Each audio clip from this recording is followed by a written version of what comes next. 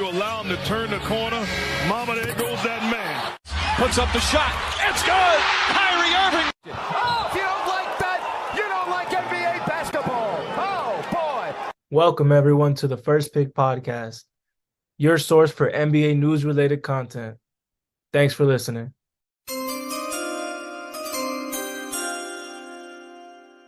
Welcome, everyone, back to another episode of the First Pick Podcast.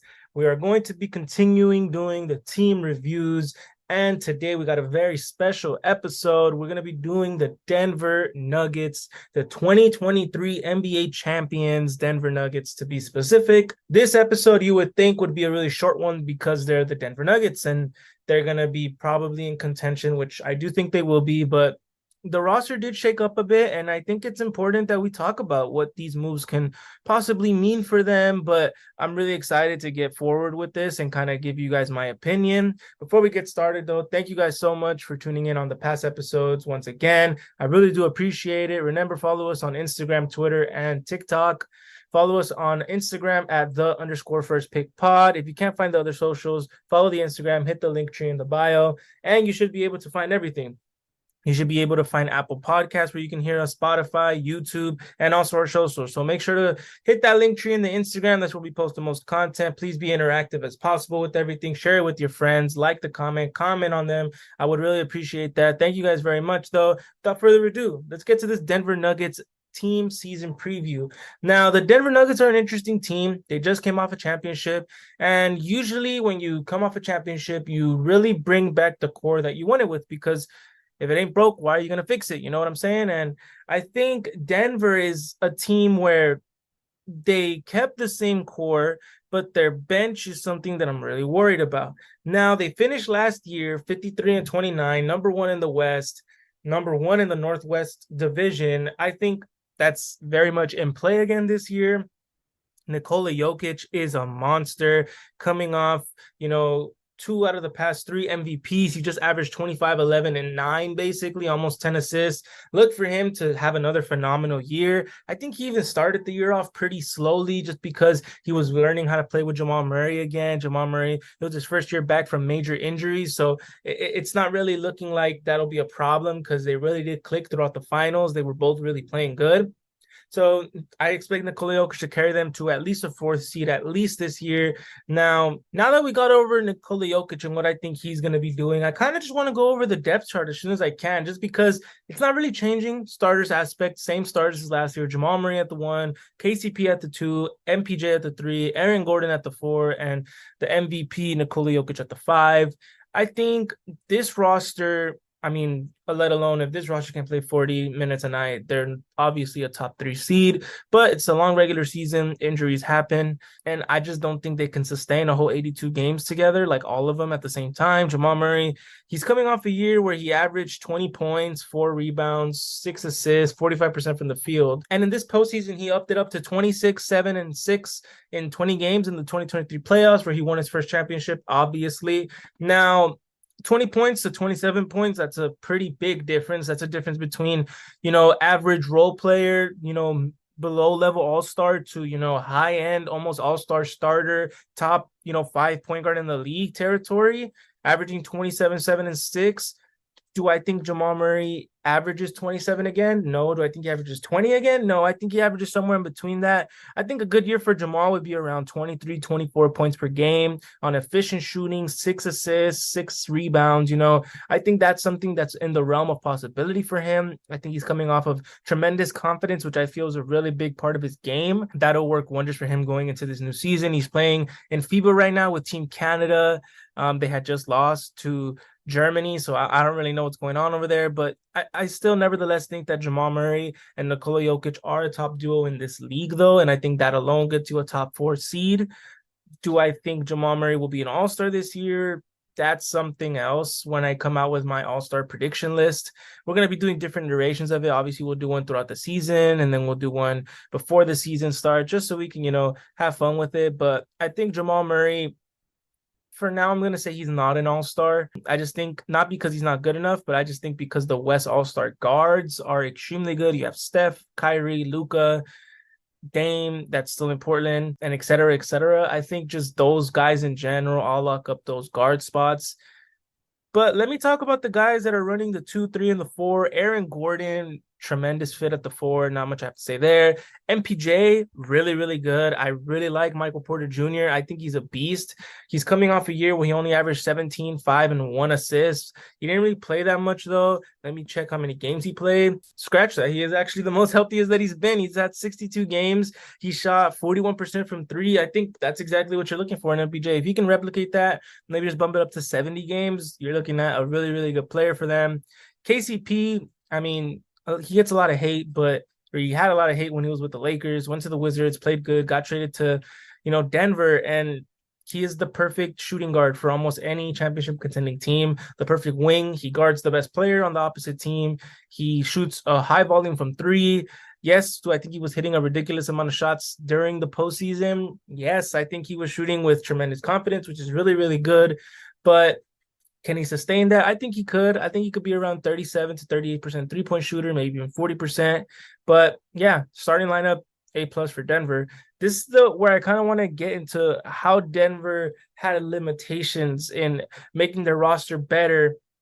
They lost out on Bruce Brown. They were basically outbidded by him. The most they can offer him was very little amount of money. And it was shown because Indiana ended up securing the rights and the play of Bruce Brown. Bruce Brown was a tremendous, deal for them. It was a big reason why they won that Lakers series. It was a big reason why they won the finals.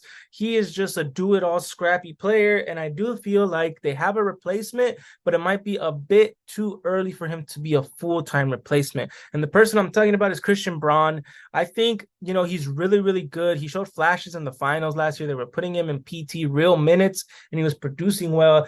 Do I think he can be the first man off the bench for a finals contending team in year 2? That's something that's you got to keep an eye on for. You're essentially asking him to take the Bruce Brown role, do all the dirty work. Yes, he's an NBA champion now. Yes, he's seen the biggest stage that can possibly be the NBA Finals. But I just don't know if he's ready for that full time. We saw it in spurts, and in spurts it looks great. But now we got to look at it from a full 82-game schedule plus the playoffs. And I don't know if he's really, ready for that. I hope he is, because that's a real key for Denver if they're going to be really, really good this postseason. But nevertheless, we're just going to go with him, accepting that role, thriving in that role, and being really good in that role. They re-signed Reggie Jackson. I don't know how I feel about it. He was all right in his games with Denver. Let me look at his stats real quick. He averaged 10.2 points last season. If I can look at his actual stats with Denver, though, he played 16 games with them. He averaged 7.9 points, shot 28% from 3. Now, that's something that you're not really excited about if you're Denver as your backup point guard.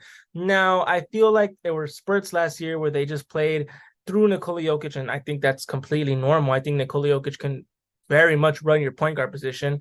I think they can run through Christian Braun just because they ran through Bruce Brown last year sometimes at that point guard position. They're going to ask for a really big jump for Christian Braun. I want that to be very clear, just because I don't really trust Reggie Jackson as much. They drafted Hunter Tyson, Jalen Pickett, and Julian Strawther. Those are really, really good pieces. Julian Strawther is a guy from Gonzaga, just came off an NCAA championship. I'm really, really high on him. He had a decent summer league. He has a weird shooting motion, but he's a really good shooter percentage-wise. He has a good frame. He's around 6'7", 6'8".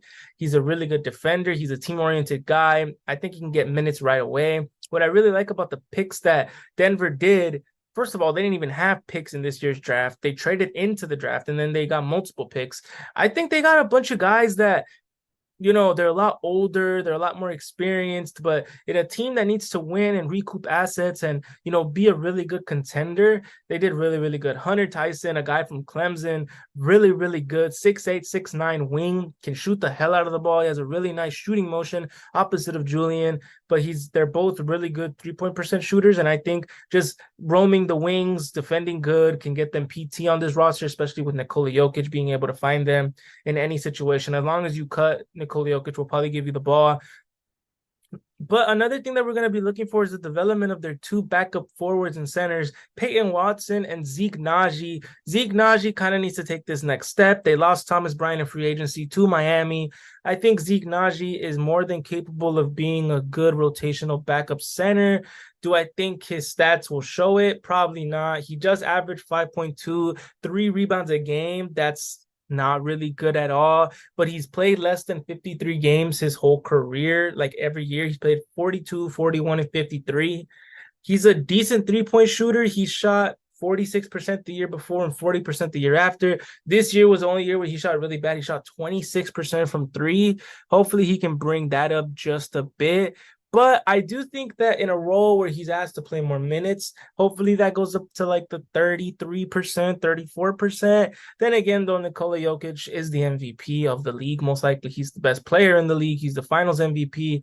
He's probably going to be playing those heavy minutes at center regardless. He's healthy, hopefully. And I think Zeke Naji is more of just like an insurance type of big, along with DeAndre Jordan, who they brought back. I really like DeAndre Jordan as a bench team chemistry type of guy. Do I think he's going to get heavy minutes? No. I'm honestly surprised he got on the floor last playoffs just even a bit. But, I mean, good for him. He won his championship. Next is Peyton Watson coming out of UCLA. He was actually their first-round draft pick a couple years back, and I'm expecting a big jump from him. They need it. He was the last pick in the first round. He just averaged 3 points, but Summer League, he looked really, really good. He shot really low volume for three, only 0.6% attempts per game, but he shot 42% in them. So you take what you can get when it comes to that type of stuff. But I mean, he does a lot of the little things. He rebounds good. He plays good defense. He's hyper athletic.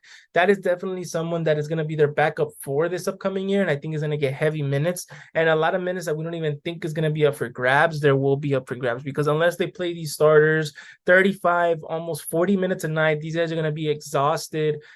Come playoff time, they need these guys to come in and win some regular season games. Peyton Watson is someone that before his injury and before he went to UCLA was someone that was a really highly touted prospect.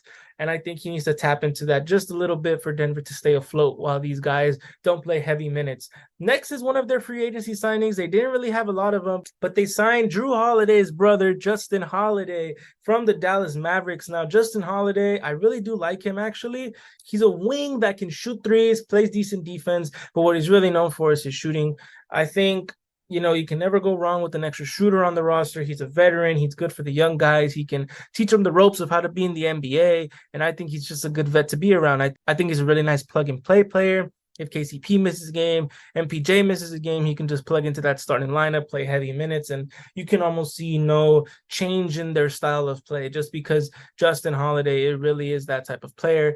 And then finally, one of their last rookies they did get was Jalen Pickett. Jalen Pickett is someone that, he's a 6'4", 202-pound. He was in the second round from Indiana. He's a really, really good prospect. Some drafts had him going even in the top, 30 in the draft. They had him going first round, but he's a really nice three-point shooter. He's a good driver. He's not scared of contact. Do I think him and Reggie Jackson will fight for PT for the backup point guard? Yes, I think that's very possible. Although I do think they believe Jalen Pickett is more of a project player out of the 3 draft prospects that they brought in. I think that's why they signed Reggie Jackson, only because they weren't so sure if he's going to translate so well into the NBA. But nevertheless, I think Jalen Pickett has a chance, and that's all you really need in the NBA. You need a chance to prove that you're a quality role player, and I think he'll very much get that in preseason, training camp, and all that. He showed a lot of promise in summer league, as well as, his fellow 2 rookies, Julian and Hunter Tyson, really, really good potential over there with them. Nevertheless, though, that's kind of been my depth chart and my transactions for the Denver Nuggets. Now, when we talk ceiling and floor, ceiling is obviously first seed. They have the MVP. They have a really good number 2 next to them. They have a really good starting lineup. And if everyone on their bench pans out the way that I hope they do, Christian Brown takes that leap, Peyton Watson, Zeke Naji take that leap, Justin Holiday proves he's a good signing, and then their rookies prove that they're quality rookies that can play NBA minutes, valuable early into their career. I think number 1 seed is very much in play for them. Now, I do think, their floor can very much well be the 4th or 5th seed. Now, do I think they're the 4th and 5th seed because they were bad? No, I think it's mainly primary due to injury. If Jamal Murray only plays 60, 50 games, if, their rookies don't pan out, if they're playing their starters heavy minutes and then they're tired at the end of the regular season, I think that's a very real possibility. 4th to 5th seed is somewhere in the realm of possibility for them. But nevertheless, we're a channel of optimism here. So we're just going to go with the number 1 seed, the Denver Nuggets. I think that's very, very possible for them this year. And yeah, that's just my in-depth chart season preview for the Denver Nuggets. Now, without further ado, let's get to the NBA news. Now, NBA news has been pretty slow. We're in August, and usually during August, the NBA time, there's not really much going on. Guys are signing non-guaranteed deals. Guys are fighting for roster spots and everything. But I think it's time that we have a couple of things that maybe we can talk about. Here we got the Phoenix Suns are retiring former All-Star Shawn Marion, number 31, and Amari Stoudemire at their Ring of Honor ceremony next season. Now, for those of you who don't know, Shawn Marion is the original, typical everyday four that you see in the NBA today. The power forward, the small forward, the hybrid wing that can guard. He can shoot a decent percentage. That is who Shawn Marion was. He was a pioneer in the game for today's game. Really happy that they're acknowledging him and, that he's actually getting his jersey retired. It's a pretty big deal for someone in a franchise. And also Amari Stoudemire is getting his jersey retired. Multi-time All-Star. Him and Nash running those, pick and rolls back in the day in the 5-second or less offense with Mike D'Antoni. Really good for him. He went to New York. The career kind of went a little crazy after that, but Phoenix is really his stomping ground. He did really good over there, and I'm happy for those two. Really good for them. Next, we actually have a signing. The Dallas Mavericks agreed to a 1-year fully guaranteed deal with Derrick Jones Jr., who last just played for the Chicago Bulls. Derrick Jones Jr., tremendous athlete. And we just did, this is exactly what I meant by when we do these episodes and then these teams sign players literally a couple episodes after. Here we are. We just did the Dallas Mavericks episode and they just signed Derrick Jones Jr. I'm actually really high on this signing. I think Derrick Jones Jr. is exactly what the Mavs need. I always felt like, in the episode, I was preaching how they have their offense set. They don't really need more offense. They have their three-point shooters. They just need guys who can come in, defend, are athletic, and that's exactly what they get with Derrick Jones Jr., a guy that's a decent defender, a guy that can jump out of the gym. He's athletic. He can definitely play that 4 spot for them. Granted, any unwarranted injuries or something like that happens, he is definitely eligible to get heavy PT, get a couple steals, get a block, get a energizing dunk for the crowd, to get them back into a game or so. So I really like the signing for Dallas. Next, we got Team USA's very own Josh Hart finalized the 4-year, $81 million contract with the New York Knicks. Basically, the deal is Hart getting a total of $94 million through the 2027-2028 season. It's going to get him around 20 M's, annually. Great signing for the Knicks. This new CBA, we're going to see a lot of signings where we're like, wow, that is an extreme overpay. There's no way this guy got this amount of money. But we got to start getting used to it. The money's going up because of, these new CBA deals. Teams are starting to get a lot more money that they can use towards their players, and players are taking note of that. And that's why players are signing these extensions. They'd rather stay and get the money, stay with the program they're in right now. Really good for them. Let's talk about Josh Hart real quick, though. Playing in Team USA, I'm actually really proud of Josh Hart. Last pick in his first round, had to basically prove that he was worthy of being in the NBA, coming from Villanova, won a Summer League MVP, and then he bouncing around from the league. His free agency with the Pelicans, they didn't really want to sign him to a big deal. He was one of the last free agents signed, and then he gets traded to Portland. Portland, uses him, but he's falling under the radar because Dame is not really doing anything relevant. They're below the playoff team. Then he gets traded to New York, where he's reunited with his college teammate Jalen Brunson, and they go on this run in the Knicks playoffs where they get to the second round, almost semifinals. He's one of the best rebounding guards in the league. He shoots a really high percentage of 3. He can put the ball on the floor, drive in. He's strong-nosed, hard-headed, and it's really good for a team like the Knicks, who sometimes they lack that, but sometimes they have an abundance of that with him and Randle and Brunson. Just, they're not going to get punked around. They're going to stand for what they stand for. And I really like this signing, locking him up long term. It's also a really tradable contract if push comes to shove and, it doesn't really work out. It's a really tradable contract. Finally, here for the NBA, one of the last news we have is the Warriors are holding free agent workouts for veterans Dion Waiters, Tony Snell, Kent Bazemore, Juan Toscano-Anderson, Harry Giles, and Trey Burke at their own facility over the next 2 weeks. Golden State has multiple rounds of workouts to identify signings. Now, what does this mean for Golden State? Golden State is trying to grab onto the last part of this dynasty run that they can. They want to win one more. And the names that you hear on that list,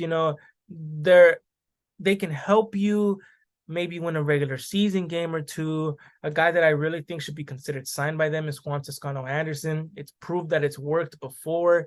He definitely can be a part of that roster. JTA is someone. Harry Giles is someone that just needs an opportunity. He's someone that was derailed by injuries, but for those of you who don't know, he was actually the number one prospect coming out of high school, went to Duke, had a bunch of injuries, and he fell to like the 20s pick to the Kings, and the Kings never really gave him PT. He got waived, signed to the Clippers. It was a whole mess with Harry Giles, but he's actually someone that is really, really good given the right circumstances. I think Golden State, they're in need of bigs. I honestly think I am surprised I haven't heard a rumor of them trying to go after Christian Wood, but nevertheless, though, they have all these players working out for them. I named around 6-7 players. I think only 2 of them get signed, maybe even just 1. We really shouldn't be talking about this that much. These guys are probably guys that aren't really going to get that much PT to begin with. But, it's an NBA podcast. We got to give you guys the latest news.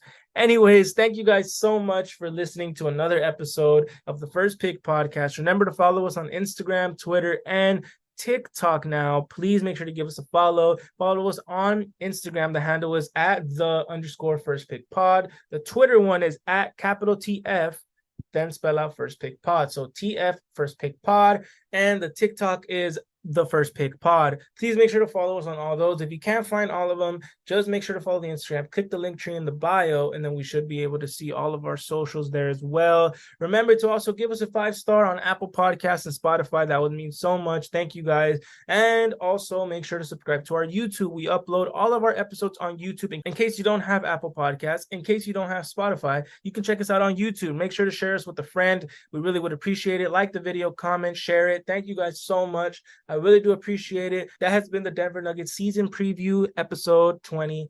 Thank you. Peace.